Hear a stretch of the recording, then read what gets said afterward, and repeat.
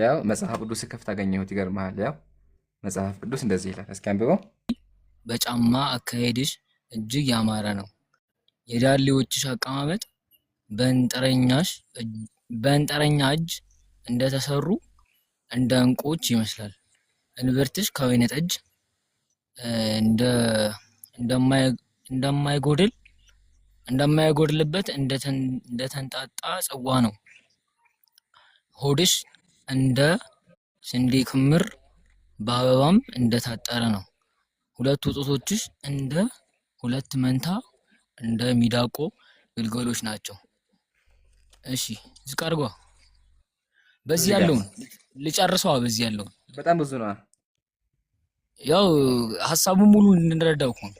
በቃ ሀሳቡማ አሁን እዚህ ጋር ከአፍንጫዋ ጀመረ፣ መቀመጫዋን አወራ፣ መራቢያ አካሏን አወራ፣ እያለ ይቀጥላል። በቃ እያለ ሙሉ አካሏን የሚያወራ ሆድሽ ያምራል፣ ጥርስሽ ያምራል፣ አፍንጫሽ ትልቅ ነው እያለ ነው የሚያወራው።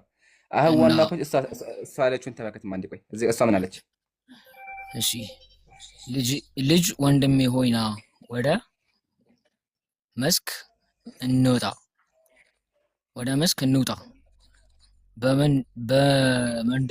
በመንደሮችም እንደር፣ ወደ ወይኑ ቦታም ማልደን እንሂድ። ወይኑ አበባውም ፍሬ ጠጋ አድርገው ውስጥ አይታይ አንዘርግጎ ሮማኑም አፍርቶ እንድናይ በዚያ ጡቶቼን እሰጥሃለሁ። ትርንጎቹን መዓዛን ሰጡ። መልካሞች ፍሬዎች ሁሉ አሮጌውን ከአዲሱ ጋራ በደጃቸው አሉ። ልጅ ወንድሜ ሆይ ሁሉን ለአንተ ጠብቅልሃለሁ። ምን እሰጥሃለሁ አለችው? በዚያ ጡቶቼን እሰጥሃለሁ። እንትኗ ምን አይነት ነው? ምን አይነት ነው? ታውቃለህ ምን አይነት እንደሆነ? ማለት ምን አይነት ነው? ምን አይነት እንትን ነው ያላት? ምን ጡቶቿ? እሺ አሁን ንገረኝ። አታውቀውም? ጡቶቿን ምን አይነት እንደሆነ አላውቀውም። አሳየኝ በቃ። እሺ የቱ ጋር የትኛውን ላንብብልህ? ከላይ ጀምሮ ከስር ያለችው። እኔ ቅጥር ነኝ፣ ጡቶቼም እንደ ግንብ ናቸው። እንደ ምንድን ናቸው? እንትኖቿ እንደ ግንብ ናቸው። ምኖቿ? ጡቶቿ። አሁን ይሄ መጽሐፍ የአምላክ ቃል ነው ወይስ የፍቅረኞች ቴክስት ጅንጀና ነው?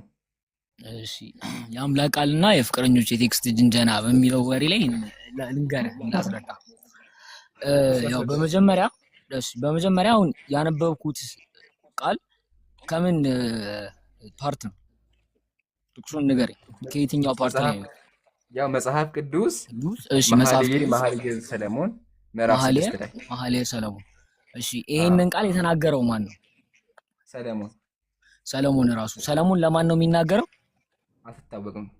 ለአንዲት ሴት፣ ከአንድ ሺዎች ሚስቶቹ ለአንዷ ሰለሞን ለሚስት። ስለዚህ ሰለሞን እየተናገረው ያለው ለሚስቱ ነው እንጂ እንዲሁም ደግሞ ይሄ ሰለሞን እየተናገረበት ያለው መንገድ ለሚስቶቻችን እንዴት ለነሱ ለሚስቶቻችን ነው እያነገርኩ ያለሁት ማለት ነው። አሁን ላስረዳ። አሁን ለምሳሌ እዚች ጋር ሲናገር ስለ እግዚአብሔር ያወራበት ቅጽ ስለ እግዚአብሔር እዚህ ጋር እግዚአብሔር እንደዚህ ነው፣ እግዚአብሔርን ስለመተቸት ያወራበት ፓርቲ የለም። አንተ አሁን እንድትረዳ የእግዚአብሔር ስም ራሱ የለም ቤቢ፣ የእግዚአብሔር ስም የለም። ሙሉ ላስረዳለህ። እኔ እኮ ላስረዳ ነው። ስለ ፍቅር ነው የሚያወራው። እሺ ላስረዳ ነው። አሁን ለምሳሌ ምዕራፉን ንገረኝ። ምዕራፍ ስንት ነው? መኃልየ ሰለሞን ምዕራፍ 6 እና 7 ምዕራፍ 6 እና 7 ላይ ማለት ነው። እኔ አሁን ያው ዋናው ሐሳቡ የሚሆነው ሰለሞን ለሚስቱ ነው እዚህ ጋር ይሄንን ቃል እየተናገራት ያለው አይደለም ነው? መቼም ሰለሞን ለፍቅር ወይ ለእግዚአብሔር ወይ ደግሞ ለሰዎች ተሰብስበው ላሉ ሰዎች ይሄንን እያስተማረ አይደለም። ፍቅረኛውን እያወራት ነው። ሀቢብ ያሳጥረው። አሁን ጥያቄ ያልገባን ነገር መሰለ፣ ፍቅረኛው ጋር የሚያወራው ደብዳቤ የፍቅር ደብዳቤያቸው እዚህ ምን ያገባ ባይ ዘ ዌይ ልንገርህ ዴቪድ፣ ይሄ ወንጀል ነው ልንገርህ። ይሄ ምን ይባላል? ስታኪንግ ይባላል፣ ወይም ደግሞ ብዙ ስም አለው በውጭ ሀገር፣ ወይም ደግሞ ብላክሜሊንግ ይባላል። ብላክሜሊንግ ማድረግ ነው ይሄ። ፍቅረኛውና ሰለሞን ያወሩትን ነገር አደባባይ ነው ያወጣችሁባቸው መጽሐፍ ቅዱስ ላይ። እሱ ለፍቅረኛው ነው ያላት፣ ቴክስትን ያደረግላት ቆንጆ ነች። እሷም ደግሞ እሰጥሃለሁ ናቸው እና ተደብቀን ሂድና ጫካ ውስጥ ገብተን እሰጥሃለሁ አለችው። ይሄን ደብዳቤ አወጣችሁባቸው። ስለዚህ ምን ሰርታችኋል? አንደኛ ኃጢአት ሰርታችኋል። የሁለት ፍቅረኛሞች ደብዳቤ ወጥቶባችኋል። ሲቀጥል ደግሞ የፍቅረኛሞች ደብዳቤ እዚህ መጽሐፍ ቅዱስ ውስጥ የአምላክ ቃል ውስጥ ምን ያደርጋል? አምላክ ለምን አስገባው እዚህ ውስጥ? መልስልኝ። እሺ ላስረዳ። መጀመሪያ መጽሐፍ ቅዱስ የተጻፈበትን ወይ ተረዳ። መጽሐፍ ቅዱስ የተጻፈው መጽሐፍ ቅዱስ የሚባለው ነገር የተጻፈው እኛ እዚህ በምድር ላይ ለምንኖር ሰዎች መማሪያችን ወይ ደግሞ መመሪያችንን በሙሉ ህጎችን በሙሉ የያዘ ነው መጽሐፍ ቅዱስ። ለምሳሌ ከኦሪት ጀምረን እስከ አዲስ ኪዳን ድረስ እስከ መጨረሻው እስከ ራእይ ከኦሪት ዘፍጥረት ጀምረን እስከ ራእይ ዮሐንስ ድረስ በምትመለከተው ሙሉ በሙሉ ብትመለከተው የሰው ልጅ እንዴት መኖር እንዳለበት እንዲሁም ደግሞ በምድር ላይ የሚራመድበትን መንገድ የሚኖርበትን መንገድ እያስረዳ ነው የሚለው። በመጀመሪያ ደግሞ መረዳት ያለብን አንድ ነገር ላስረዳ። ይሄ the past of the present አሁን ምን የሚባል ነገር አለ እየገባህ አይደለም አንዴ ዴቪድ፣ እስካሁን ያወራህ አልገባኝም። አሁን ያልገባህ ቆይ አንዴ እንድንግባባ ወደ ኋላ እንመለስና ይሄ ቃል አምላክ ቃል ነው ይሄ ቃል ሰለሞን የተናገረው ቃል ነው። ግን አምላክ ቃል ነው አይደለም? መንፈስ ቅዱስ አምላክ ነው የተናገረው። ቆይ አሁን አይደለም እንነጋገራ። አምላክ ነው የተናገረው። አምላክ በሰዎች ይናገራል። ትክክል። አዎ አምላክ ነው የተናገረው። አምላክ በሰዎች ተናገረ ሰለሞን። ስለዚህ አምላክ ነው ጡቶች ይላል ያለው ማለት ነው። እንደዛ ነው ብለህ የምታስበው? ማስረጃ ላቅርብልህ። አቅርብልህ። ሰለሞን እንደ አምላኩ ነው የተናገረበትን ፓርት አምጣና አቅርብልህ። ኧረ አታስብ፣ እኔ ማስረጃ አለኝ ወላሂ። አታስብ፣ ሙስሊም ካለ ማስረጃ ያወራ እንዴ? ለዚህ ማስረጃማ በደንብ ነው ያለ። ቆይ አውጣልህ እንዴ ማጀማ። ይሄማ ትልቅ ነገር እኮ ነው። በደንብ ገራሚ ማስረጃ የማቀርብልህ። ያው ተመልከት።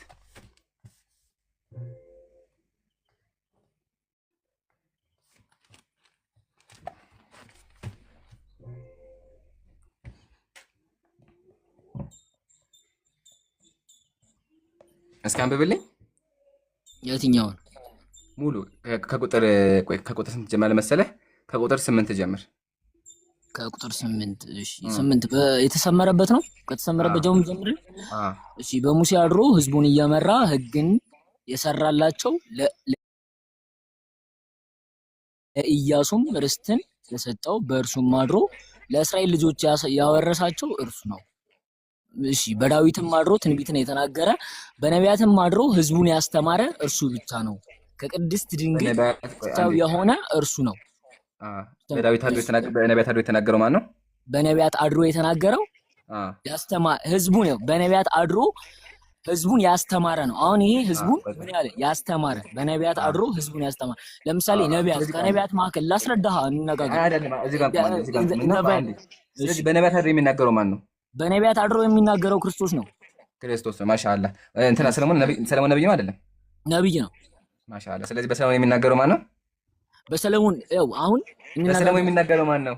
በሰለሞን የሚናገረው ክርስቶስ ነው። ክርስቶስ። አመሰግናለሁ። ከዛ ደግሞ መለስኩልህ። እኔ ደግሞ ሰማኝ።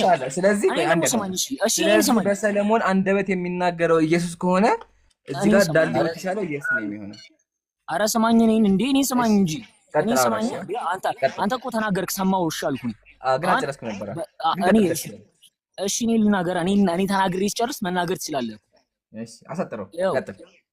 አሁን በነቢያት አድሮ አሁንም እኮ ያመጣልኝ ቃል በነቢያት አድሮ ምን ያለ ህዝቡን ያስተማረ ነው እያለ ያለው። በነቢያት አድሮ ህዝቡን ያስተማረ ህዝብ ማስተማር። አሁን አንተ ያልገባህ ነገር አለ ማለት ነው። እዚህ ጋር ሚስ ክላሽንግ አለ ማለት ክላሽ ያደረገብህ ነገር አለ። አንዴ ተቀበልና ነቢያት ህዝቦቹ እንዴት ነው ያስተማሩት? በመልእክት ነው ወይስ አይደለም? ነቢያት በብዙ መንገድ አስተምሯል። ጽሁፋቸው ትምህርት ነው አይደለም? በጣም በብዙ መንገድ አንተ ከፈለክ ጽሁፋቸው ትምህርት ነው አይደለም? ነቢያት ጽሁፋቸው፣ ህይወታቸው፣ ታሪካቸው፣ ሁሉ ነገራቸው ትምህርት ነው። ግን ደግሞ የበደሉት ነገር አለ። ለምሳሌ ስማ፣ ላስረዳ። ስማ፣ ቆይ እኔ ስማኝ። አውቃለሁ። ጥያቄ ሰለሞን ላይ ቁምና፣ ሰለሞን እዚህ ጋር ብልግና እያወራ ነው ያለው። ይሄ ብልግና ለምንድን ነው መጽሐፍ ቅዱስ ውስጥ የገባው? ምሳሌ አንድ ያላየሁ ነገር አለ። እስኪ አንብብልኝ አንዴ። ምንድን ነው የሚለው እዚህ ጋር? እሺ፣ የቱ ጋር? ይሄንን ከታች ያለው ነው ከላይ ያለው? ከላይ ያለውን። ልጅ ወንድሜ እጁን በቀዳዳ ሰደደ፣ አንጀቴንም ስለ እርሱ ታወከች። የምን ቀዳዳ ነው አንዴ? የምን ቀዳዳ ነው? የምን ቀዳዳ ነው? የምን ቀዳዳ ነው የሚላል እዚህ ላይ ንገረኛ። ቀዳዳ ይላል እዚህ ጋር። አዎ ቀዳዳ፣ ብዙ የብዙ ነገር ቀዳዳ አለ። ንገረኝ። የምን ቀዳዳ አንተ ንገረኛ። እሺ አሁን ቁጥር ስንት ነው? ምዕራፍ 5 ምዕራፍ 5 ቁጥር ስንት ላይ? ቁጥር 5 ላይ ሶሪ 4 ላይ 4 ምዕራፍ 5 ቁጥር 4 ላይ። እሺ እሺ ስለ እርሱ ታወ ውድ እጁን ውዴ እጁን ደም እዚህ ጋር ደግሞ ሌላ ነው የሚለው። እሺ ልጅ ወንድሜ እጁን ሰደደ፣ አንጀቴም ስለ እርሱ ታወከች፣ አንጀቴም ስለ እርሱ ታወከች ይላል።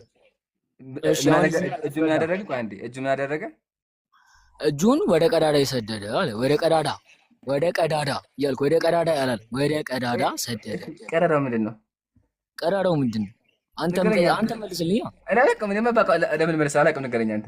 አዎ እኔም አላውቀውም።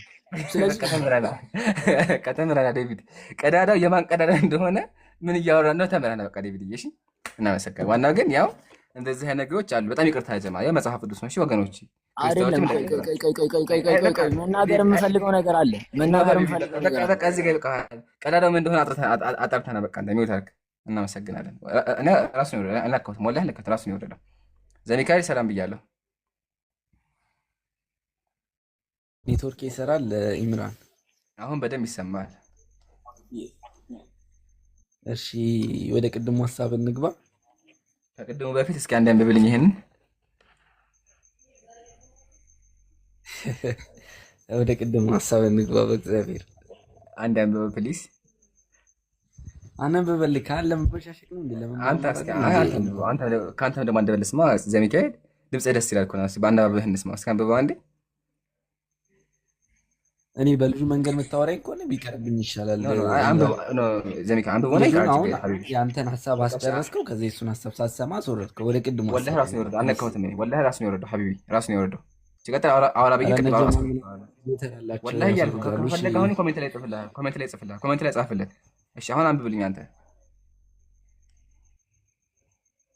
ከመጀመሪያው አስጀምረ። መጽሐፍ ቅዱስ እንደዚህ አይነበብም። ከመጀመሪያው ነው የሚነበበው። ይረዝምብናል። ከመጀመሪያው ከሆነ ታረጋለህ። እግዚአብሔር እኔ በቅድሙ ሀሳብ ለመማማር ወይ አንዴ እዚህ ጋር ሚካኤል፣ እንደዛ ከሆነ አንተ ይሄን አንብበውና ከዛ በኋላ ታስረዳለህ። እኛ ፈለግነው እቺን ቃል ነው። እቺን ቃል ታነብልኛለህ አንዴ። ለመጨረሻ ጊዜ የምጠይቅ ካልሆነ ችግር የለውም አልፈሃለሁ። ታነብልኛለህ አንዴ እቺን ቃል። አይ እኔ ማስረዳት ስላለብኝ ማላስረዳውን ነገር ደግሞ ማንበብ አልችልም። አንብብን አስረዳ እኮ ማስረዳት ስላለብኝ ማላስረዳውን ነገር ደግሞ እንዴት ነው ማነበው? አንብበውና አስረዳ። ችግር የለውም። አረ ኢምራን ወደ ቅድሙ ሀሳብ እንግባ። በእግዚአብሔር ከዚህ በላይ አላስጨንቅህም። እሺ ዘሚካ አታስብ፣ በቃ አላስጨንቅህም ከዚህ በላይ። ዋናው ግን ያ ጀማዓተል ኸይር አያችኋል፣ መጽሐፍ ቅዱስ እንደዚህ የሚያስጨንቃቸው አሁን ይሄ መጽሐፍ ቅዱስ ነው። ያው ግን እንደዚህ ያሳፍራቸው። እሺ ዘሚካኤል ወደ ቅድሙ ሀሳብ እንመለስና በመጽሐፍ ቅዱስ መሰረት ሰዎችን በእሳት ማቃጠል ይፈቀዳል ወይስ አይፈቀድም? እሺ አይፈቀድም። ዝም ብለህ የሰው ልጅ ማቃጠል ኃጢአት ነው። ኦኬ ስለዚህ በምን ወንጀል ሰርቶ ቢሆን ኃጢአተኛ ቢሆን ይፈቀዳል እኮ። በቅድም ምን ብላል መሰለ? በክርስትና እምነት መሰረት አሁን አውረኝና በክርስትና አንድ ሰው ኃጢአት ቢሰራ በመጽሐፍ ቅዱስ መሰረት ይቃጠል ወይስ አይቃጠልም በእሳት?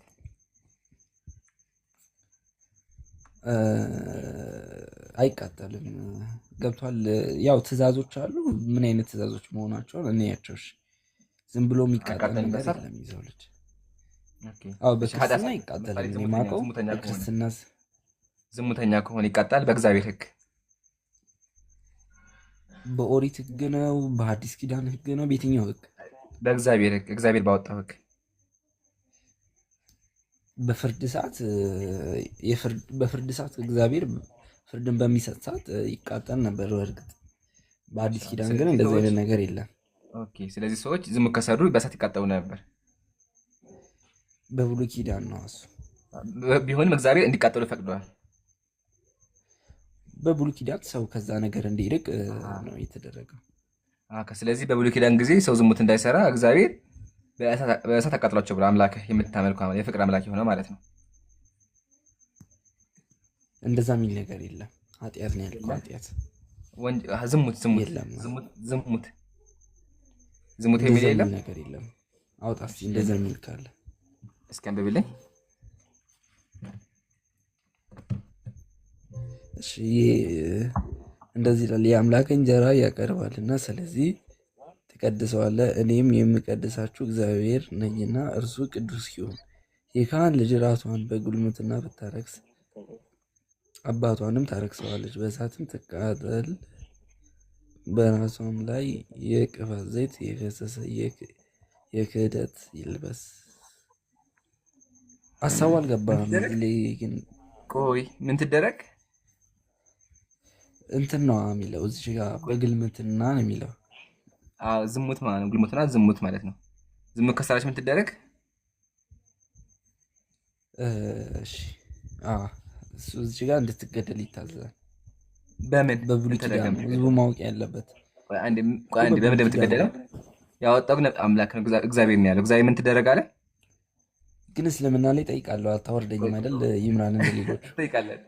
ኧረ አላህ ፍርሃት አታስብ። ጠይቃለህ። አሁን የተጠይቀውን ብቻ መልስ። ምን ትደረግ? ኃጢአት ከሰራች ጥፋት ከሰራች ዝሙትን ከሰራች ትቃጠል ይላል። ትቃጠል። በቃ አየህ አይደል? ይሄን ያልኩህ የፍቅር አምላክ የምትለው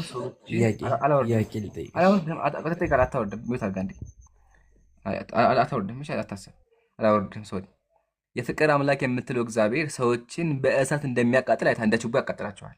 ቅድም አያቃጥልም ብለህ ነበር። ያው ከፍቼ አሳይቻለሁ። ትቃጠል ነው ያለው። አሁን የመጨረሻ እጠይቅሃለሁ። አንድ የካህን ወንድ ልጅ ዝሙት ቢሰራ በእሳት ይቃጠላል?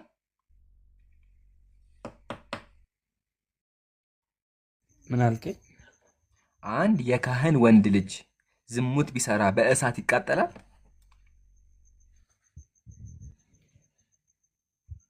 ከሰራ ይገደላል እንጂ በእሳት ይቃጠላል? ያው ምን እግዚአብሔር ምን እንዳዘዘበት አላውቅም፣ ግን እንደሚገደል አውቃለሁ። እሺ ማስረጃ? ምን አልከኝ? ማስረጃ ስጠኝ እኮ። እንደሚገደል ትእዛዝ ተሰጥቶበት ዝሙትን የሚሰራ ይገደላል የሚል ነገር አለ፣ ግን በምን እንደሆነ አላውቅም እኮ ነው። ማስረጃን ታቀርበዋለህ እንዴ? እግዚአብሔር ሴቶችን ለይቶ ነው በእሳት አቃጥሏቸው ያለው። ስለ ወንዱ አልተናገረም። ስለዚህ ማስረጃ አቅርብልኝና አሳየኝ። ለወንዶች ዝሙትን ፈቅዷል እያልክ ነው? አይ በእሳት ያቃጥላቸው፣ ሴቶችን በእሳት ያቃጥላቸው፣ ወንዶች ግን ያቃጥላቸው። ስለዚህ ሴቶችን ይጨቁናል እያልኩ ነው ያለሁት። ግን እንዲህ ይፈቅድላቸዋል ለወንዶቹ ብለህ ታስባለህ? እንደ መጽሐፍ ቅዱሱ ይፈቅድላቸዋል አላልኩም። መፍቀድና መቃጠል የተለያዩ ነገሮች ናቸው። ላግዘው እኔ ላግዘው። ወንዶችን አይፈቀድም፣ ግን ህፃናት ወንዶችን ግን ይቻላል። ላግዘው እና ትንቢት ኢያሱን ምዕራፍ 7 ቁጥር 24 ክፈትለት። አንዴ ላግዘው። ትንቢት ኢያሱ ምዕራፍ 7 ቁጥር 24 ክፈትለትና ይነበብ። ድንኳንም ይቃጠላል ራሱ አይደለም ሰው በሬንም ይቃጠላል፣ በግንም፣ ወንዶች ህፃናቶችንን፣ ሴቶች ህፃናት። ሚካኤል ሴት ህፃናቶች በእሳት ይቃጠላሉ? ምን አልከኝ? ሴት ህፃናቶች በእሳት ተቃጥለው ይገደላሉ አባታቸው ሌባ ስለሆነ? ብሉይ ኪዳን ላይ ማጠይቁኝ ደስ ይለኛል። አዲስ ኪዳን ላይ ጠይቁኝ ከቻላችሁ። ይለያያሉ እንደ አምላኮቹ? የብሉይ ኪዳንና የአዲስ ኪዳን ይለያያል አምላኩ? ኮንሰፕቱ ይለያየ። አይ አምላኩ አይለያይም፣ ግን ህጎቹ አምላኩ ይለያያሉ ነው ጥያቄው። አይለያይም። አባት ሌባ ስለሆነ ሴት ህፃናቶች በእሳት ተቃጥለው ይሞታሉ ነው ወይ ጥያቄ? በእሳት ተቃጥለው ይገደላሉ ወይ? ጄክ ላግዘው ብለህ ገብተህ ጥያቄ አይከብድም? እያገዝኩ ነው እኮ እያገዝኩ ነው። ከኢምራን ጋር እንጨርስ። ብዙ ቃጠሎ እንዳለ እያገዝኩ ነው። ኢምራን ክፈትለት አንዴ። ትንቢት ኢያሱ ክፈትለት አንዴ። ምዕራፍ 7 ቁጥር 24ን ይነበብ አንዴ። ብዙ እውነት ማወቅ አለበት። ትንቢት ኢያሱ እኔ ከወጣሁ ከአንተ በኋላ ነው ኢያሱ ያለው። ልጠይቅ አንዴ። ትንቢት ኢያሱ ከዘዳግም በኋላ ነው ያለው። ኦሪት ዘዳግም ካልክ በኋላ ትንቢት ኢያሱ ከመጽሐፍ መሳፍንት በፊት ማለት ነው። እሺ አግኝቼዋለሁ። መሳፍንት በፊት ከዘዳግም በኋላ ብሉይ ኪዳን ማለት ነው። መጽሐፈ ኢያሱ ምዕራፍ 7 ቁጥር 24 ተመልከት። አካን የምርኮ ገንዘብ ዘርፎ ነበረና ኢያሱና እስራኤል ሁሉ የዛራ ልጅ አካንን ማንን ዘሚካኤል የዛራ ልጅ ማንን አካንን ብሩንም ካባውንም ወርቁንም ወንዶችና ሴት ልጆቹንም በሬዎቹንም አህያዎቹንም በጎቹንም ድንኳንንም ያለውን ሁሉ ወስደው በአሾር ሸለቆ አመጣቸው። ከዛም 25 ላይ ኢያሱም ለምን አስጨነቀን? ኢያሱ ምን አለ? ለምን አስጨነቀን? እግዚአብሔር ዛሬ አስጨንቀሃል አለው። ከዛም ቀጥሎ ምን አለ? እስራኤልም ሁሉ በድንጋይ ይውገሩት፣ በእሳትም ምን አደረጓቸው ይላል። ጻፉትላችሁ። በእሳትም አጻፉት። እሺ በእሳትም እንዳይዘጋ አጻፉት። ኦኬ ሪፖርት እንዳለ አቃጠላቸው ይላል። በድንጋይንም አቃጠላቸው። በምን? በእሳት ማለት ነው። ሴት አየህ፣ ከተመልከተው ከላይ ሴት ልጆቹንም ማለት ነው። ሴት ልጆቹንም ወንድ ልጆቹንም ወንዶች ብሎ ለጠየቀ ጥያቄ ያው ህፃናት ወንዶች ልጆች ይቃጠላሉ ብለህ መልስለት ነው ላግዝ ያልከው። ዘሚካኤል ምን ትላለህ? አሁን ጄክ እያለ ያለው ወንዶችም ህፃናትም ካሉ በእሳት ይጠበሳሉ። እግዚአብሔር በእሳት አቃጥሏቸው፣ በድንጋይ ሙገሯቸው። ምን ታደርጋለህ? እሳት ታያይዝና በድንጋይ እየደበደብካቸው ታቃጥላቸዋለህ። መሀል መሀል ላይ እንዲጠበሱ በደንብ ድንጋይ ተወረውርባቸዋለህ ይላል ዘሚካኤል። አምላክ ይሄን ያክል ጨካኝ ነው ማለት ነው? ሰዎችን በእሳት የሚያቃጥለው?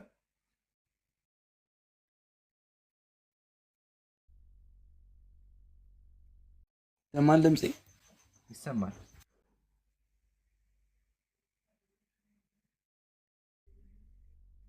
ኧረ ልጠይቅበት ጊዜ ስጡኝ። በቃ ጠይቀሽ፣ በቃ እናመሰግናለን። ጠይቅ። ዋናው ግን አምላክህ ህፃናትን እንደሚያቃጥል ማየት ነው። ጠይቅ፣ ጥያቄን፣ ችግር የለውም።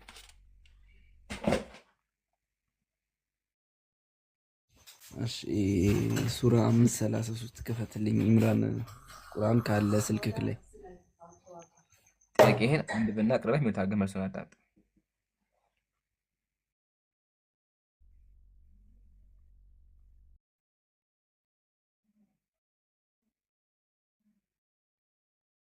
ዘሚካኤል የጠበቀው ነው። ጥያቄህን አቅርበህ መልሱን አዳምጥ። ሱራ 5:33 ላይ ያለው ነገር አብራራ ውስጥ አላህ እጅና እግራቸውን ቆራርጡ ይላል። ባላ መንገድ የሚሄዱትና ክፈተው አንዲ እኔ መክፈት ስለማልችል ነው። ኦኬ፣ አሁን ጥያቄ ለምን ቆራጡ ተባለ ነው? አላህ እጅና እግር ቆራርጡ ይላል። አይከብድም ወይ ለማለት ፈልጌ ነው። እዛ ላይ ሲክፈተው እኮ يحاربون الله ورسوله ሙሐሪብ የሆነ ነው። ተዋጊ የሆነ ሊገል የሚመጣን የሚጋደለን ነው። ተዋጊ ነው። እሺ ቀላል ነው። ዘሚካኤል ቱሳንዴ ያው ከከፍተናል።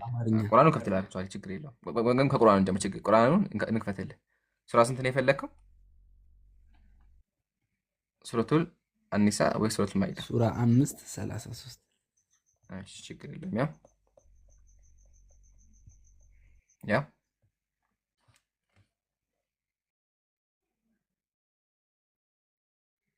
እስቲ አንብብልን። አንተ ማንበባችንም አንብበው እስቲ ኢምራን፣ አንተ ራስህ ማንበባችንም የእኛን መጽሐፍ እኛን አስነበብክ። እስቲ እናንተ መጽሐፍ አንብብ። ችግር የለውም። እነዚህ አላህና አታስብ። ጥያቄ አንተ ነበር፣ ከከበደህ እነብልሃለሁ። እነዚህ አላህና መልእክተኛውን የሚዋጉ በምድር ላይ ለማጥፋት የሚተጉ አላህና መልእክተኛውን የሚዋጉ በምድር ላይ ለማጥፋት የሚተጉ ቅጣት መገደል ወይም መሰቀል ወይም እጆቻቸውና እግሮቻቸው በመፋለቅ መቁረጥ ወይም ከአገር ማባረር፣ ይህ በእነርሱ በቅርቢቱ ዓለም ውርደት ነው፣ በመጨረሻይቱም ዓለም ለእነርሱ ከባድ ቅጣት አላቸው ይላል። አሁን ጥያቄን አቅርበህ ማድረግ ትችላለህ። ይሄ ማን ትእዛዝ ነው? የአምላካችን ትእዛዝ ነው። የማን ትእዛዝ ነው? የአምላካችን እንደዚህ ያዘዘው የአላህ ትእዛዝ ነው። የአላህ ትእዛዝ ነው። እሺ እዚህ ውስጥ ሪካርደሮች ካላችሁ ሪካርድ አድርጉ እና የሙስሊሞች ማሻአላ። አሉ ኧረ እንደዚህ አታስብ። አይነት ነገር በደንብ እና ሪከርድ ተደርጓል። በደንብ ሪከርድ ተደርጓል። ሙስሊሞች እግዚአብሔር ሰዎችን በእሳት እንደሚያቃጥል ሪከርድ ተደርጓል። አሁን ደግሞ ይሄ ይመለስልሃል። ሕፃናትን ጥበሷቸው እንደሚል አይተሃል። አሁን ይሄን ልመልስልህ። መጀመሪያ የሚያወራው ስለማን ነው ካልን እነዚያ በምድር ላይ እጅና እግርን ቆራርጦ ቢያዛል ኧረ ረጋ በል። ምን ነካ ጨቡዴ? ረጋ በል እስኪ አዳምጠኝ እኔ ስመልስ። ሲጀመር ይህ አንቀጽ ለምን ወረደ ካልን ሐዲስ ከፍተን ማየት አለብን። ለምን ይሄ እንደዚህ ተባለ ካልን ያጀማ ይሄን ነገር በደንብ ሪከርድ አድርጎ በደንብ አዳምጡ። የሆኑ ሰዎች ነበሩ፣ ሙስሊም ሆኑ፣ እስልምናን ተቀበሉ፣ ወደ መዲና መጡ። ወደ መዲና ከመጡ በኋላ መዲና ታመሙ። ሲታመሙ ነብዩ ሰለላሁ ዐለይሂ ወሰለም ምን አደረጉ? ግመልና ግመል ጠባቂ ሰጧቸውና ከመዲና ውጡ አሉ። መዲና ወረርሽኝ ነበር። ስለዚህ ወታችሁ ታከሙ ብሎ ሰጧቸው፣ ግመል ጠባቂና ግመል። ከዛ ወር ያክል ሰውየው ተንከባከባቸው። ከተንከባከባቸውና ሲሻላቸው ምን አደረጉ? ከፈሩ፣ ከእስልምና ወጡ። ከዛ በኋላ ግመል ጠባቂውን እጁን ቆርጠው እግሩን ቆርጠው አይኑን ወግተው ገደሉት። አይኑን ወግተው ገደሉት። ሙስሊም ሆነና ያሉት ነቢዩ ሰለላሁ ዐለይሂ ወሰለም የተንከባከቧቸው አካላት ማለት ነው። ኦኬ። ስለዚህ ነቢዩ ሰለላሁ ዐለይሂ ወሰለም እንዲያዙ አደረጉ። ከተያዙም በኋላ እነሱ ግመል ጠባቂው ላይ ሲንከባከባቸው ለወር ያክል ሲያድናቸው ሲፈጉሳቸው የነበረውን ግመል ጠባቂ እንዳደረጉት እነሱም ተደረገባቸው። ያደረጉትም ምንድን ነበረ? እጁን ቆረጡ፣ እግሩን ቆረጡ። ስለዚህ እነሱም እንዳደረጉት ተደረገባቸው። ይሄም ደግሞ በመጽሐፍ ቅዱስ ያለ ህግ ነው። እግዚአብሔር ምንድን ያለው? አይን በአይን አለ። አይን ያጠፋ ካለ አይኑ ይጠፋ ይላል እግዚአብሔር። ስለዚህ በዚህ ህግ መሰረት አምላክ በደለኛ ነው እያልክ ከሆነ ዋነኛው በደለኛው አንተ የምታመልከው አምላክ ነው ማለት ነው። አየህ አይደለ? ሲጀመር ጥያቄያችን ስለ ቅጣት ሳይሆን እግዚአብሔር ሰዎችን በእሳት ያቃጥላል ነው። ሰዎች ንጹሐንን በእሳት ይጠብሳቸዋል ነው። ማስረጃም ደግሞ ከመጽሐፍ ቅዱስ ላይ ያው አንተ አልመለስከውም። ያው ወንዶችን፣ ሴት ልጆችን፣ በሬዎችን ያጀማ እንስሳት እንኳን ሳይቀሩ በጎችን፣ ግሞች፣ ድንኳኑ እያንዳንዱ ወስዳችሁ ያደረጉ በእሳት አቃጠሏቸው። ይሄን ያደረገው ማን ነው? እግዚአብሔር የክርስቲያኖች አምላክ ምን አደረገ? ሰዎችን ወስዶ በእሳት እንዲጠበሱ አደረገ። ረጋ በሉ እንጂ ምን ነካችሁ? የእግዚአብሔር ቃል ሲነበብ ይጮሃል እንዴ? የእግዚአብሔር ቃል ሲነበብ መደመጥ ነው ያለበት አይደል እንዴ? ሃሌሉያ! ረጋ በሉ ምን ነካችሁ? ቃለ ሕይወት ያሰማን እያላችሁ እያመሰጋችሁ ማዳመጥ አለባቸው። እግዚአብሔራቸው ነው የሚነበበው፣ መጽሐፍ ቅዱስ ነው አይደል? እንዲያጀማ ሲነበብ አሜን አሜን የተባለ የሚደመጠው ያው ኢያሱ እስራኤል የዛራ ልጅ አካንን ብሩን፣ ካባውን፣ ወርቁን፣ ወንዶችና ሴት ልጆችን፣ በሬዎችን፣ አህያዎችን፣ በጎችን ኧረ እግዚአብሔር ቃል የሚነበበው ማነህ? ዘሚካኤል ሎቱ ስብሐት ሚውት አድርግ። ሎቱ ስብሐት ብያለሁ፣ ሚውት አድርግ። ያለውን ሁሉ ወስደው ወደ አኮር ሸለቆ አመጧቸው። ኢያሱ ለምን አስጨነከን አለ። ከዛ እግዚአብሔር ዛሬ አስጨንቀሃል አለው። እስራኤል ሁሉ በድንጋይ ወገውት፣ አናቱን በድንጋይ ደበደቡት። ከዛ ከላይ ጋዝ ለቀቁበት። ጋዝ ረጭተው በላይተር ለኩሱት። ያው በእሳት አቃጥሏቸው። ይሄ ነው አምላክ፣ ሰዎችን በህይወት የሚጠብሳቸው አምላክ። ያው ማንን? ሴቶችና ወንዶችን ማለት ነው፣ እና እንስሳትን። አሁን ሚውት አንሳና ቅድም የፈራኸውን ጥያቄ እስኪመልስልን። አምላክህ የፍቅር አምላክ የምትለው አምላክ ለምንድን ነው ህፃናትን በእሳት አቃጥሏቸው ያለው? ጥያቄን አልጨረስኩም እኮ ኢብራሂም። ጨርሰህማ ወደ ሪከርድ ገባህ እኮ ሐቢቢ። ረሳሁ እንዴ? እንዳታወርደኝ። አረ አታስብ። የእግዚአብሔር ቃል ሲነበብ ማንም አሁን አይደለም ይሄ ነገር ሪከርድ ተደርጓል። እስኪ መልስላት። እዚህ ጋር ሪከርድ የሚያደርጉ በጣም ብዙ ሪከርደሮች አሉ፣ የሚያዳምጡ 10,000 ሰዎች ከዛ በላይ ሰዎች ያዳምጣል፣ ውጭም ውስጥ ማለት ነው። ስለዚህ እስኪ መልስ። እግዚአብሔር ለምንድን ነው በእሳት አቃጥሏቸው ያለው? እኮ አላህ ሰውን እንድትገሉ አላዘዘም፣ አዟል። እጅና እግር እንድትቆራርጡ አዟል፣ አላዘዘም። እሺ መልስ የለም። እኔ ልመልስልህ። እንዳታወርደኝ። ትጠይቀኛለህ። እሺ መልስልህ። እሺ አመሰግናለሁ። ምን ታርጋ አለ? እሺ አዟል፣ አላዘዘም የሚለውን ነገር እሺ መልስልህ።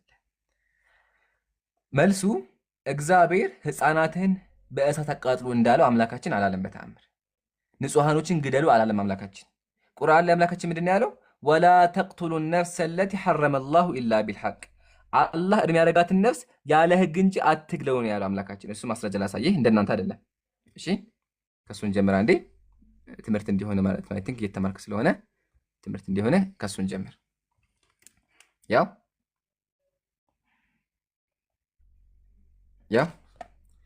በዚህም ምክንያት በእስራኤል ልጆች ላይ እነሆ ያለ ነፍስ መግደል ወይም ያለ ማጥፋትን ካልሆነ በቀር ነፍስን የገደለ ሰው ሰዎቹን ሁሉ እንደገደለ ነው።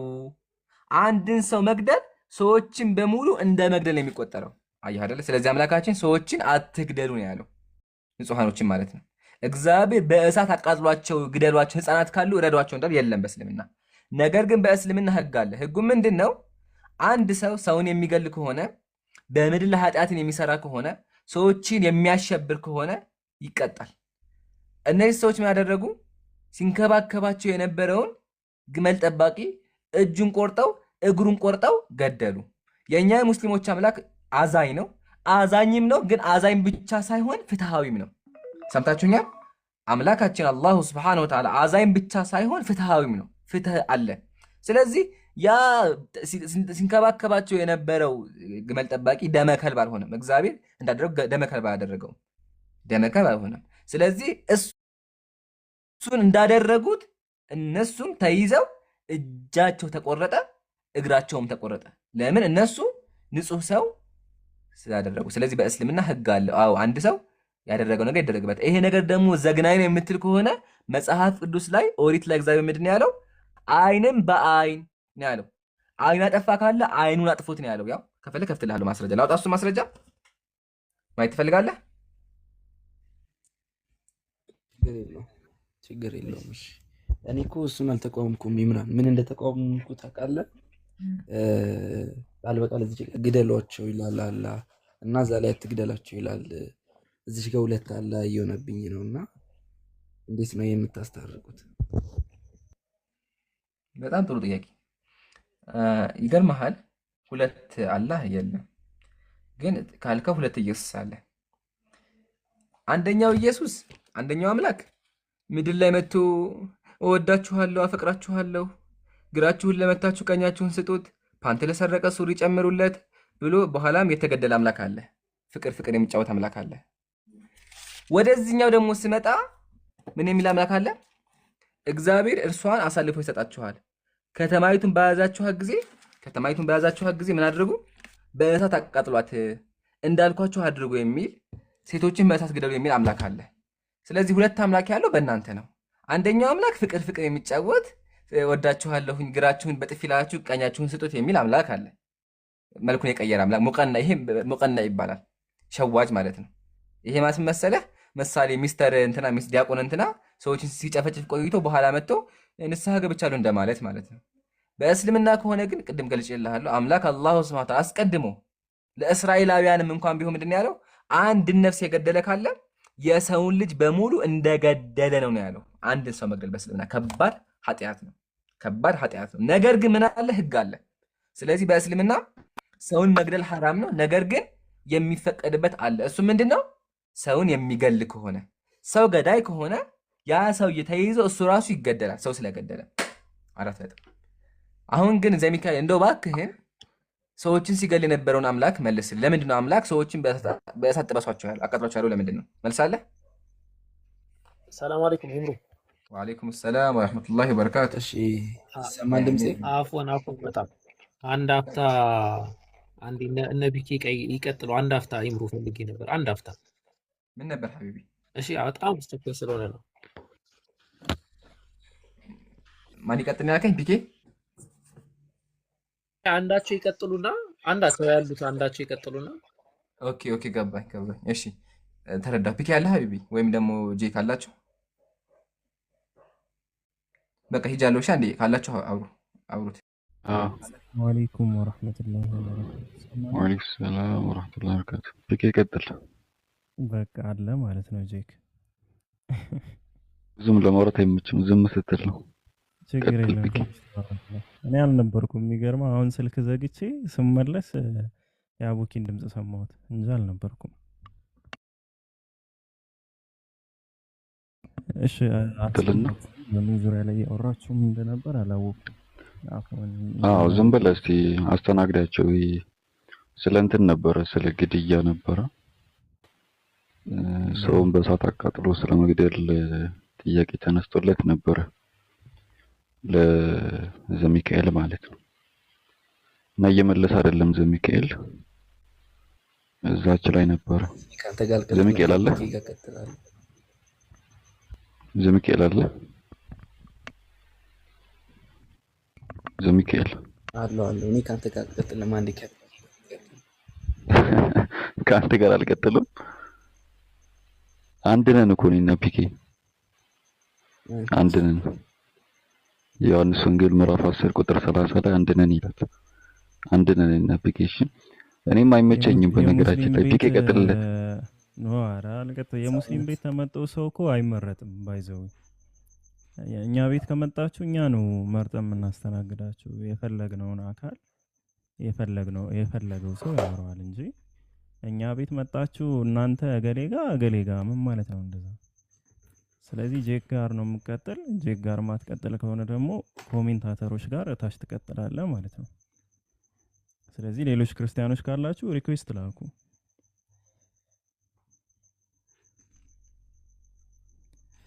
እሺ ዴክ ቀጥልሽ። ተዋል ዘሚካኤል ተረዳ 33 ላይ አላህ እንድትገሉ አዟችኋል አላዘዛችሁ። ቆይ የሙስሊሞች አሁን ቅድም የጠቀስኩልህ ጥቅስ ነበርና ታዳምጠው ጨነቀ ባይብሉ ሲከፈት ትንቢተ ኢያሱ ምዕራፍ 7 ትንቢተ ኢያሱ ምዕራፍ 6 ላይ አይደለም እንደው ቁርአን ላይ መቆማችሁ ትንቢተ ኢያሱ ምዕራፍ 6 ቁጥር 2 ላይ እንዲህ ይላል። ቁርአን ታውቃለህ? ምን ነው ኡስታዝ ነህ ለስሙ ቁርአን ስትጠይቃት መልስም ባይብሉ ይቅር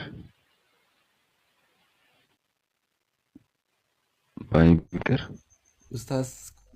እሺ ወደ ቁርአኑ ልሂድልሽ። ቁርአኑ እኮ ዒምራን አብራርቶልሃል እኮ ግን አዳምጥ። እሺ አዳምጥ በድጋሚ ላብራራለህ። إنما جزاء الذين يحاربون الله ورسوله እያዳመጥከኝ አይደለም? ታች ልትሆን ነው። እዚህ አንቀጽ ላይ የሚናገረው የለ የአንቀጽ የሚናገረው ስኮላሮች በብዙ መንገድ ተንትነውታልና ከነዛም ውስጥ አንደኛው ዒምራን የነገረ ነው። እሱ ምንድነው? ነብዩ ሰለላሁ ዐለይሂ ወሰለም ጠባቂ ሰጧቸው ለነዛ ሰዎች። እነዛ ሰዎች ግን የነበሩትን ገመሉን ሰውየውን ደግሞ የገደሉት እጁን በመቆራረጥ ምናምን ነበርና የዛን ጊዜ ደግሞ የነበረው ህግ ምንድነው? ሰውን የገደለ አካል ያንን አካል ባጠፋበት መልኩ ነበረ ቅጣቱን የሚያገኘው። ለዛ ነው አንቀጹ ኢነማ ማለት ብቻ ማለት ነው። ሐስር ነው የሚጠቁመው ብቻ ማለት ነው።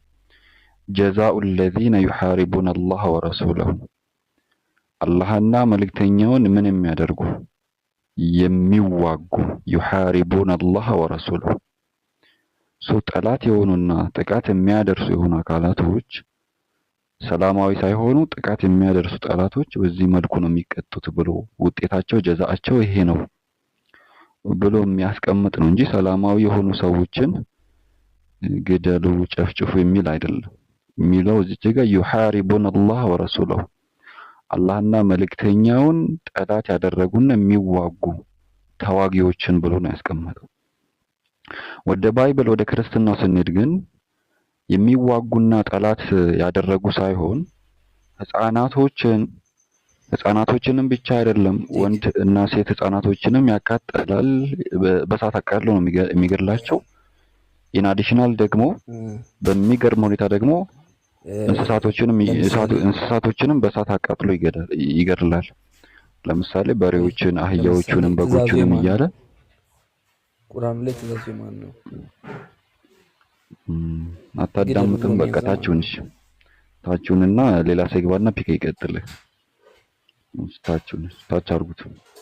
ለምን ትሸማቀቃለህ? አላህን ያዘዘው አትልም እንዴ? ምን ቁርአን ሲጥራችሁ ጀማል ነቀልከው? የለም ተወነጨፈኩ። ፒክ ይቀጥል። ከሱ በፊት ሰምታችኋል ጀማ ሰበር ዜና አለ ተብሏል። ይሰማል? ምዜ ተሰባበራችሁ ነው እናንተ ተሰማለ። ቀጥል አሴፍ አሶፍ ቱዴይ ማለት ነው። ዛሬ አንድ ነገር ተፈጥሯል። የነብዩ ሙሴን ተግባር ባህርን እከፍላለሁ ያለው ፓስተር ሊሰምጥ ብሎ በቀይ መስቀሎች ተርፏል ተብሏል። ካልሰማችሁ እሱም ታላቁ ቪዲዮ ፓስተር ባህሩን ሊከፍል ነበረ። ተርፏል ተብሏል። አልሐምዱሊላህ ተርፏል። አላህ ሂዳያ ይስጠው። ጸልዩ። ምንም ሳይጀምሮ እኮ ነው የተመለሰው። ገና ሳይገባ እኮ ነው የተመለሰው። አይ ኦልሬዲ ገና ጫፉ ላይ ያው እየተከፈለ ነበረ። መክፈል ጀምሯል። ገና ጫፉ ላይ ነው እኮ። ኧረ በቃ ተሳካለትም። ኤኒዌይ ይሄ ልንገራችሁ። ቀጥሉ።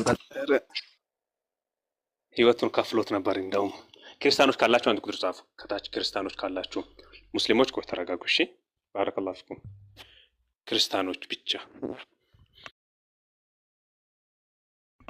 ይሄም ቪዲዮ ሳየው አረባ አለ አያልፍልሽ የተባለባት አህጉር ግን በቃ አፍሪካ ነች።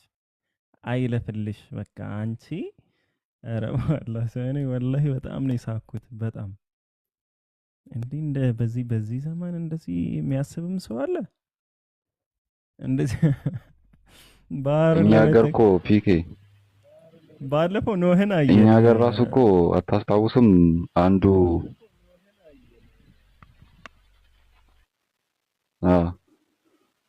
አንዱ በላይ ተነስ ሲል የሞተን አስነሳለሁ ብሎ እኛ ሀገር ራሱ በላይ ተነስ የሚል ቪዲዮ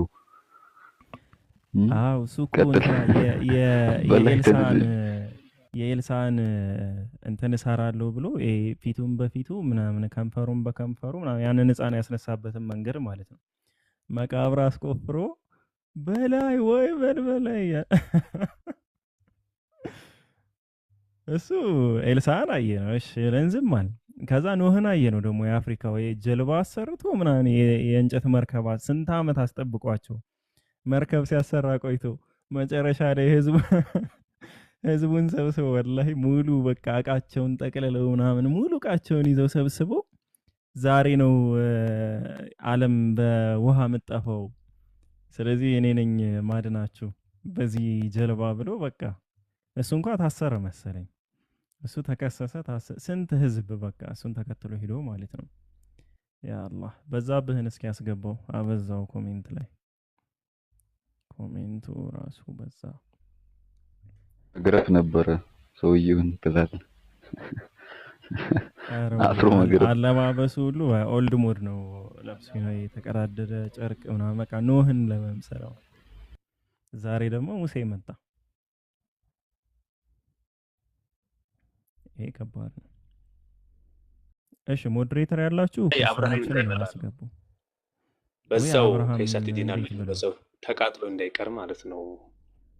እሱ እኮ ያለ ኢስላም ላይ ነው፣ እነሱ ላይ የለም። ቢኖርማ እሳት ላይ አስወንጭፉኝ ይል ነበር። በዚህ ድፍረታቸው። ሜሉ ሰላም፣ እንዴት ዋላችሁ? አልሐምዱሊላህ ሰላም ነው አለን። እግዚአብሔር ይመስገን። ሰላም ናችሁ? አለን። ከየት ቤተ እምነት ነህ? እኔ ከኦርቶዶክስ ተዋህዶ። እሺ ዛሬ ግን ርዕሳችሁን አላወቅኩትም። ሼጄ ምንድን ነው ርዕሱ ዛሬ?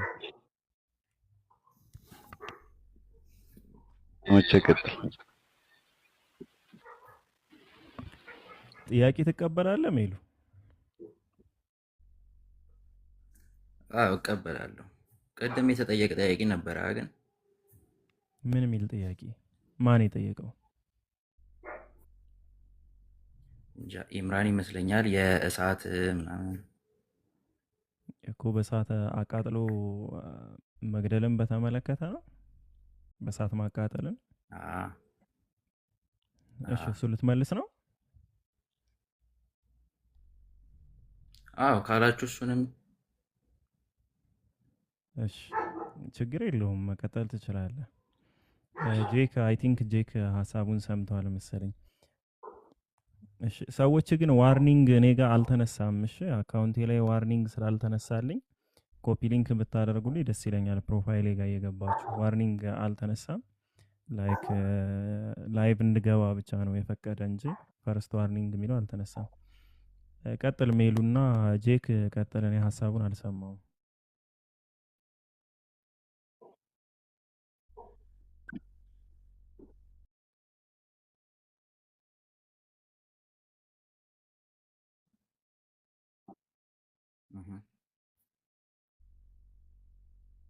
እሺ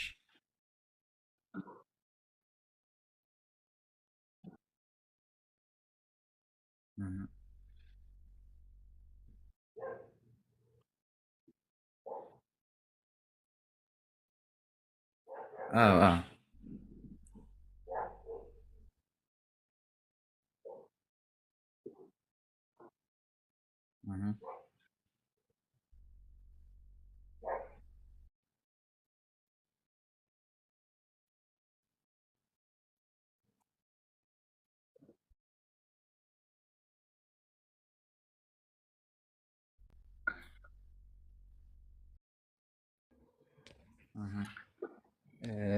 ሰላም አለይኩም ይሰማል?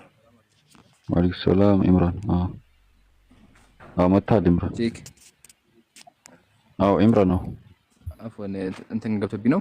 ቀጥሎሽ። እሺ ሜሉ መልስልኝ። ወይ ሰማው ለመስማት ነው እንዴ? ለመመለስ እኮ ነው የገባው እኮ እየሰማሁ ነው። ልመልስልኝ እኮ መልስልኝ እንጂ። እሺ ቅድም የተጠየቀው ጥያቄ ግን ከእሱ ትንሽ አፉና ትኩረት አላደረኩም ነበር እና በመጽሐፍ ቅዱስ መሰረት ሰዎች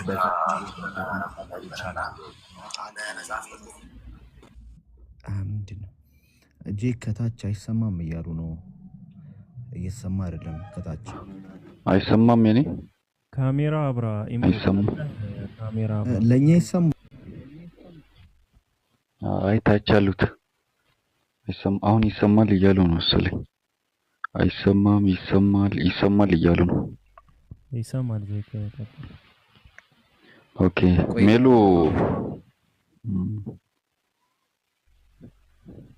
መልስልኝ እንጂ ሜሉ። በቃ ተው ችግር የለም። እሺ ምዕራፍ 6 ቁጥር 2 ላይ እንዲህ ይላል፣ እግዚአብሔርም ኢያሱን አለው ተመልከት ኢያሪኮንና ንጉሷን ጽኑዓን ኃያላኑን በእጅ ሰጠ። አንቀጽ ላይ ክልክል ነው ይሄ ነገር። በቃ ታስቀምጣለህ። ኦኬ እሺ ጥቅስ ነው ማለት ነው እያልከኝ ያለው። ስለዚህ እሺ ልጥቀስልህ። በማቴዎስ ወንጌል 5:44 ላይ፣ ሁለተኛ ደግሞ በሮሚ 12:19 ላይ የማቴዎስን ንገረን ምን ይላል?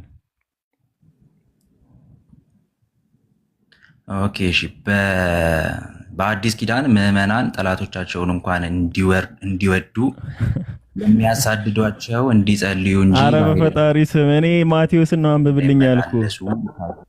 ማቴዎስን ነው እኔ አንብብልኝ ያልኩ እንዴ። ማቴዎስን ነው አነበብክም? ለምንድን ነው የምጠብቅህ? ማቴዎስን ጠቅሰህ አንተ የተጻፈ ሌላ ጽሑፍ ታነባለህ እንዴ? ማቴዎስ ላይ ያለውን አንብብና በእሳት መቃጠል ተከልክሏል የሚለውን ነገር አስቀምጥ። ለምን አታስጨርሰኝም? እኔ እኮ የሚገርመኝ ለምን አታስጨርሰኝም? ቆይሽ ለምንድን ነው ማስጨረሰህ? እስኪ ለምን ማስጨረስ እንዳለብኝ ንገረኝ። ለምን? በቃ ሙሉ መልስ ይሄን እኔ ሐሳቤን እስከመጨረስ ጠብቀኝ። አንቀጹን ንገረን። አንቀጹን ስጠንና አንቀጹ ምን ይላል? በእሳት መቅጣት አይቻልም ከዚህ ጊዜ በኋላ ክልክል ነው ይላል። ቆይ እሳት ስትባል እሳት ነው አንተ ጋር ስትተረጉሙ እናንተ? ውሃ ነው እኛ ሰፈር ውሃ ነው እሳት። ዛህሩን አስገባት። ዛህሩ አንድ ቁጥር እየጻፈች ነበር። እሳት ነው ትለኛለህ እንዴ? እና ትቃጠል ማለት ምንድን ነው ታዲያ? በንዴት ነው ትቃጠል ነው? ኦኬ ስለዚህ እናንተ ቅድምም ያነሳችሁት የራሳችሁ ጥያቄ ነበር። ስለዚህ እናንተ ጋር ሲፈታ ቀጥታ እንደተጻፈ ነው ማለት ነው። እንዴት ነው? እስኪ የካህን ልጅ በእሳት ተቃጥላ ትገደል፣ የካህን ልጅ ዝሙት ከሰራች በእሳት ትቃጠል የሚለውን አንቀጽ በእሳት ትቃጠል የሚለው ምን ብለህ ነው እስኪ የምትተረጉመው? እስኪ ንገረን እሱ። እስኪ ደስ በቃ ይሆናል እንትን ለማለት ነው። የሆነ ተናዳ ትሙት ነው። ተናዳ ትቃጠል ማለት ዝም ብለህ አፍ እንዳመጣ ሳይሆን የሚመለሰው ይሄ ብዙ ነገር አፉን እንዳመጣ ነው እያወራ ነው ያለ ነው። ስለዚህ መልስ የለህም ነው እኮ። እሱን ነው የምልህ እኮ እንዳመጣው አይደለም የሚመለሰው እኮ ነው እያልኩ ያለሁት። አንተ ራስህ እኮ ተስማማህ። በብሉይ ኪዳን አዎ ይቻላል እግዚአብሔር አዞ ነበር አልክ እኮ። አሁን እኮ ማምጣት ያቃተ አዲስ ኪዳን ላይ ያ መቃጠሉ መከልከሉን ነው እኮ ማምጣት ያቃተ። ላይ እኮ ነው። ለምንድን ነው የምትከለከለው? ጥቅስ እኮ አምጥቶ እያነበበልህ ነው። ለምንድን ነው መልሱ እኮ እያነበበልህ ነው። ጥቅሱ ነው እያነበበ የነበረው። አንድ እውነት ውሸት የጠየቀውን እኮ መልሱን እያነበበልህ። ለምን ረጋ ብር ላይ አታዳምጠውም? ባይዘዌ ስምን ወድጄዋለሁ። አሁን አንተ ራሱ ካወራኸው ውስጥ ጥቅስ አምጥቷል የሚለው ነው እውነት ያወራኸው። ሌላው በሙሉ ውሸት ነው። አሁን አንተ ራሱ የተናገርከው ጥቅሱን እያነበበ ጥቅሱን አላነበበም ሲጀመር ከመሰረቱ ነው። ረጋ በልና ብሉይ ኪዳን አዲስ ኪዳን ውስጥ የተከለከለበትን ጥቅስ አምጣል አምጥቶ እያነበበልን ነው። ጠላትን እንኳን እንደራሱ ጠላትን እንኳን አሁንም ጥቅሱን ያንብበው። አንድ እውነት ማለት ውሸት አትግደል እንዲህ አታድርግ የምለውን ህግ ተቀምጧል እኮ አስቀምጧል። የዛን ሰዓት ደግሞ ግደል የምለው አትግደል ከአስርቱ ትእዛዛት ውስጥም አለ። ከሙሴ ሕግ ዘጸአት 21 ላይ ታገኘዋለህ አትግደልን። እሱን የጠየቀ የለም። በእሳት ተቃጥላ ትሙት ወይም ትቃጠል የሚለውን የተሻረበትን የአዲስ ኪዳን ጥቅስ ነው የተጠየቃችሁት። ስለዚህ ሌላ ነገር አታውሩ። እያወራ እኮ ነው እያነበበልህ ነው። በቃ ረጋ ብለህ ለምን አሰማውን ሀሳቡ በቃ አሁን ምንም ይኸውልህ በከራከር ምንም እንደ ካንተ ጋር ምንም ሊገባ እንደማይችል ስለማቅ የተወሰነ ሰው እንኳን ሰምቶ ለራሱ ለጭንቅላቱ እንዲይዘው ምን ነው የሚሰማው? አንቀጽ ካልጠቀስክኛ አንተን ዝም ብለህ የምታነበው ነገር ቁጭ ብለህ አንድ ጊዜ 1 ደቂቃ አልፈጅብህም። 1 ደቂቃችን ስማኝና ከዛ ነው ይወርድልሃል። ንባብ ምናምን ለማላገጥ 10 ሰከንድ ሰጥቻለሁ። ምንም ማላገጥ አይደለም። አንተ በሰፈር ወሬ ከሆነ የምትቀበለው እሱ ያንተ ችግር ነው። ጌታ ሆይ ኤልያስ ደግሞ እንዳደረገ እሳት ከሰማይ ወርዶ ያጥፋቸው እንል ዘንድ ትወዳለህን ብለው ጠይቀውት ነበር። ኢየሱስ ግን ዘወር ብሎ ገሰጻቸው። ምን አይነት መንፈስ እንደሆን አታውቁም። የሰው ልጅ የሰውን ነፍስ ሊያድን መጣ እንጂ ሊያጠፋ አልመጣም አላቸው። አሁን ይሄ ማለት በአዲስ ኪዳን እንደዛ ማድረግ ማቃጠል እንደማይቻል ይገልጻል አይገልጽም? የመጨረሻ ነው። አሁን ዛጋ አድርገውን ወደ ጠቅለለ ታወራለህ። ማነው 15 ደቂቃ የሰጠው? አይገልጽም። 15 ደቂቃ የሰጣችሁ ግን ተመቻችሁ። ምንም የሚገልጸው ነገር የለም። ኢየሱስ ክርስቶስ ራሱ በሰይፍ የሚገድል እንዲሁ በሰይፍ እንዲገደል ይገባዋል ብሏል። ለምን እንደማይገልጽ ታውቃለህ? ሜሉ በቃ አወራህ እኮ ሀሳብህን እኮ በቃ ገለጽክ እኮ በቃ በ10 ሰከንድ ስለ መቅሰፍት ነው እያወራ ያለው። 10 ሰከንድ ነው እንትን የምትለኝ 10 ሰከንድ ለሰው ትሰጥና ከዛ አንተ 40 ሰከንድ ታወራለህ። የምታወራው ሌላ ነገር አለ ሜሉ። እሺ በቃ 1 ደቂቃ ሰጡትና 50 ደቂቃ ብትሰጠኝ ለአንተ ስለማይገባ ማውራት አልችልም ከዚህ በኋላ። 50 ደቂቃ ብትሰጠኝ ለአንተ ብነግር ስለማይገባ ለሚገባቸው እዚሁ እናወራለን። ሲገባ ወረዳ ምን ትሰራለህ ታዲያ? ከዚህ ላይ እኮ ምንም አሰራም። ላይካችሁንና በኮሜንት ንገረን። ምን ትሰራለህ እንዴ? ከታች ወርዶ ወይ ለነብሳ አንብበው። ኢየሱስ ክርስቶስ አትፍረዱ ይላል። ጠላቶቻችሁ እንደራሳችሁ አድርጋችሁ ውደዱ ምናምን። አይ በቃ ሐሳቡን እኮ ልጁ አምጥቶላቸዋል፣ ግን እናንተ አንቀበል። ምን አድርገህ መሰለህ? ውሸት ውሸት አንዴ ይኸውልህ፣ ምን አድርገህ መሰለህ? መጀመሪያ ላይ ማቃጠል ነው ብሎ ነበር የተረጎመልን በብሉይ ኪዳን። አሁን እናቃጥላለን ብሎ ነበር። አሁን ደግሞ ማቃጠል በመልአክ ሲሆን በምን እንደተረጎመ አናውቅም፣ በሌላ ነገር ነው አለን። መጨረሻ ላይ ትክክል እንዳልሆነ ሲገባው ማለት ነው። መጀመሪያ ያንን ብሎን ነበረ። ይሄ ሰውዬ የራሱ መጽሐፍ ነው እየጻፈ ያለውና እንደው አንተ ውሸትም እንግዲህ ችግር ነው። እኛ የምንፈልገው አንዱ እውነት ነው። ውሸት አንፈልግም። አሁን ለአንተም ጥያቄ አለን። ቅድም ኤልያስም ሲል ሰምተዋል አይደለ? ልጁ ኤልያስም ሲል ሰምተዋል አይደለ? ኤልያስ ምንድን ነው? ነብይ ነው ኤልያስ? ነብይ ነው። እስቲ አንደኛ ነገሥት ምዕራፍ 18 ቁጥር 40 ምን እንደሚል አንብብልኝ። አንብብልኝ እስኪ አንተ። እሺ እንዲህ ይላል። ኤልያስም ይላል፣ ኤልያስም ከበዓል ነቢያት አንድ ሰው እንዳያመልጥ ያዙ አላቸው። ያዟቸውም። ኤልያስም ወደ ቂሶን ወንዝ ወስዶ በዚያ አሳረዳቸው ይላል። አሳረዳቸው፣ አንገታቸውን ብሎ አሳረዳቸው ይላል። ኤልያስ ነብይ ከሆነ ሰውን እንዴት ነው በገጀራ የሚያሳርደው ነው የኔ ጥያቄ። የተሰጠ ህግ ነው የተሰጠ ኤልያስ ቆይ አንዴ። ስለዚህ እግዚአብሔር ስለዚህ እግዚአብሔር ለኤልያስ ሰውን እንዲያርድ ህግ ሰጥቶታል ነው ትእዛዝ ሰጥቶታል ነው የምትለኝ? በብሉ ጊዜ እኮ ለእስራኤላውያን ወይንም ላመጹት ህግ ተሰጥቶ ነበር። ለፈጣሪ የማይገዙ ሰዎች እንዲገደሉ እንዲወገሩ ህግ ተሰጥቶ ነበር። በሰዓቱ እንዲያርዷቸው እንዲገደሉ አዎ ተሰጥቷል። አሬ ሰው ከባድ ነው። እሺ ህፃናቶችን በሳት አቃጥሎ መግደል። ይህ ምሳሌ ደግሞ የሲኦል ምሳሌ ማለት ነው። የምን ምሳሌ እኮ ነው? በዛ በአካል እኮ ነው፣ ምድር ላይ ነው እኮ በሳት አቃጥሎ የገደላቸው ህፃናቶቹን እኮ። በቃ ይህን ምሳሌ የገሃነም ምሳሌ ነው። ስለዚህ የምን ምሳሌ ነው የምትለኝ? ምሳሌ ብሎ ነው ለገሃነም ምሳሌ ብሎ ነው ምድር ላይ የገደላቸው ነው እያልክ ያለው? አንድ ደራ ነው እንዴ? የምን ድራማ ነው እንዴ? እየመለስኩልህ ጠየቀኝ እኮ እየመለስኩልህ ነው። እና ምሳሌው እግዚአብሔር እኮ ነው የምልህ። እግዚአብሔር ድራማ እየሰራ ነው ወይ? ለምሳሌ ብሎ እንዴት አርዳቸዋል ብዬ ነው ህፃናቶቹ በሳት ያቃጠላቸዋል ብዬ ነው። በሳት እንዲቃጠሉ ህግ ተሰጥቷቸዋል እኮ ህግ ተሰጥቷቸዋል ከእግዚአብሔር እኮ ህፃናቶችን አባታቸው ሌባ ስለሆነ ነው እኮ። አባታቸው ሌባ ስለሆነ ህፃናቶቹ ይቃጠላሉ። የእግዚአብሔር ትእዛዝ ነው። በቃ ተሰጥቷል፣ ለሙሴ ተሰጥቷል።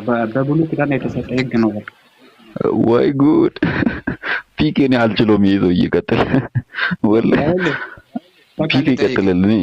እኔ ሪፈር አድርጌያለሁ አልችልም። ይኸውልህ እሺ ህፃናቶች የሚገደሉት ላይክ ህፃናቶች ይገደሉ ምናምን እርጉዞችም ይፈጠፈጣሉ እያለ የሚናገረው እሱም የሲኦል ምሳሌ ነው። እሱ ሁሉ እኮ ምሳሌ ነው። እና እንግዲህ ልጠይቅ አንድ ጥያቄ ልጠይቅ ማለት ነው። ልጆች ምንድነው ጥፋታቸው? የአማሌቃውያን ልጆች ለመገደላቸው እነዛ ህፃናቶች ያው ህፃኑንም ግደል የሚለውም ማለት ነው ጥፋታቸው ምንድነው? አባታቸው ምን ሰርቶ ነበር? አባታቸው መስራቱ ከነሱ ጋር ምን ያገናኘዋል? አባቶቻቸው እንደው አይደሉም የቅድመ አያቶቻቸው 400 ትውልድ በፊት የነበረ የነሱ ዘር። እኔ ምልህ ከአማሌቃውያን የተወለዱት በምን ምክንያት ነው እነዛ ህፃናቶች? እንግዲህ የአባቱን ኃጢአት ለልጁ ይደርሳል እኮ ወዳጅ። ያ ህፃን ከአማሌቃውያን እንዲወለድ ያደረገው ማን ነው? የማን ስራ ነው ከአማሌቃውያን እንዲወለዱ ማድረግ? የአባቱን ኃጢአት ለልጁ ከደረሰ ነገሩ አለ። አማሌቃውያን እንዲወለዱ ያደረጋቸው ማን ነው? ማን ነው ከአማሌቃውያን የፈጠራቸው እነዛን ህፃናቶች? ማን ፈጠራቸው? አቤት የጠየቁ መልሰህ ትጠይቀኛለህ እንዴ? ማን የፈጠራቸው እያልኩ እኮ ነው። እግዚአብሔር ነው። እግዚአብሔር ለምንድን ነው ከእስራኤላውያን ያልፈጠራቸው? ለምን ከአማሌቃውያን ራሱ ፈጥሮ እንደገና ደግሞ የአማሌቃውያን ዘር ስለሆናችሁ መሞት አለባችሁ ለምንድን ነው የሚላቸው? በራሱ ስራ ለምንድን ነው እነሱን የሚቀጣ እግዚአብሔር? የተሰጠውን ህግ ውጪ ሲሄዱ የት ሄዱ? ህፃናቶቹ የት ሄዱ? ከአማሌቃውያን ተወለዱ እንጂ እነሱ ምን አደረጉ? ከአማሌቃውያን እንዲወለዱ ያደረጋቸው ደግሞ እግዚአብሔር ነው። ስለዚህ ስራ የሱ ስራ ነው፣ የነሱ ስራ አይደለም። አዳም ስራ ነው እነሱ እንዲገደሉ የሚያዘው። የአዳምን ኃጢአት ወደ አንተ ለምን ተሸጋገረ? እኔ ጋር አልተሸጋገረ፣ እዛው ራስህን ቻል። አንተ ተሸጋግሮብህ ከሆነ ራስህን ቻል እዛው። እኔ አይመለከተኝም። አሁን ስለ አማሌቃውያን ልጆች እናወራ። የአማሌቃውያን ልጆች በአዳም በኩል ብትሄድም በከበደም ብትሄድ በአማሌቅም ብትሄድ አንድ ነገር እኮ ነው የምታወራው። ባይዘው ምንም እኮ ልዩነት የለውም እኮ ልዩነት አለ። ስለዚህ አሁን የነዛን ሰዎች ሳሚ ችግር አለብህ እንዴ? ሳሚ ጊዜ ሲደርስ ታወራለህ። ተማልካ በቃ ጊዜን ጠብቀህ ታወራለህ። አንድ እውነት ይጨርስና ወደ አንተ ደግሞ እንመጣለን። ሚዩት አድርገሽ። እሺ ምን አልከኝ? እንደሆነ እኔ ጨርሻለሁ፣ ግን በእርግጥ አንድ ጥያቄ እንድጠይቅ ትፈቅድልኛለህ? ምን ነው የጨረስከው? ምን ነው የጨረስከው? አልነገርከኝም።